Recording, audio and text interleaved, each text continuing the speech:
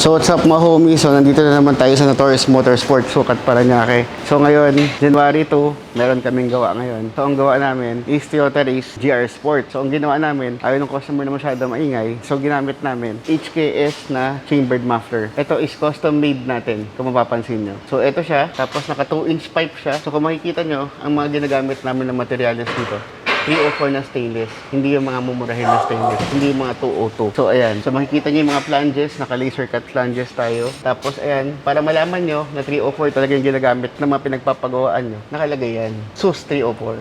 Diba? So, laging may ganyan yan. May nakalagay na 304. Pag wala kasi nakalagay na 304, baka hindi 304 yun. So, eto. So, nilagay natin siya na resonator. So, ang gamit natin dito na resonator is 18 inches. So, itong resonator na to, ito yung nagpapaingay, ito rin yung nagpapatunog, at ito rin yung nagbibigay ng hatak. So ito yung buong exhaust package na ginawa natin. Hindi pa siya nagpapalit ng headers at hindi pa siya nagpapalit ng intake. So, ito muna yung ginawa namin. Dahil depende sa budget ng customer. Flexible naman kami. Kung magkano lang yung budget ng customer, dito na lang namin ginagawa sa shop. Kung ano yung kaya lang. Okay? So, pasyal na kayo dito sa Notorious Motorsports para mabigyan namin kayo ng mga magagandang packages.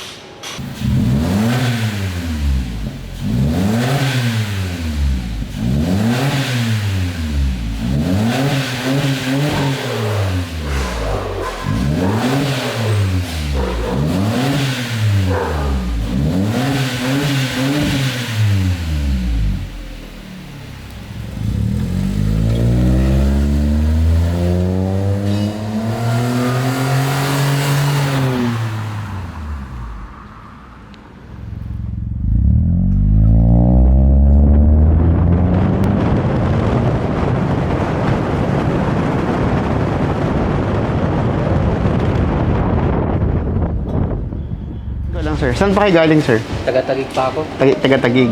So, ilan oras natin ginawa yung exhaust mo, sir? Siguro mga 2 hours, mahigit lang. 2 hours mahigit.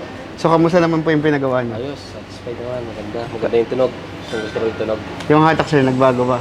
Ayos naman, ayos. Sana malagyan natin ng header sa intake susunod. Yun ang next ko. Babalik ako dito. Okay, sir. Thank you po. Thank you.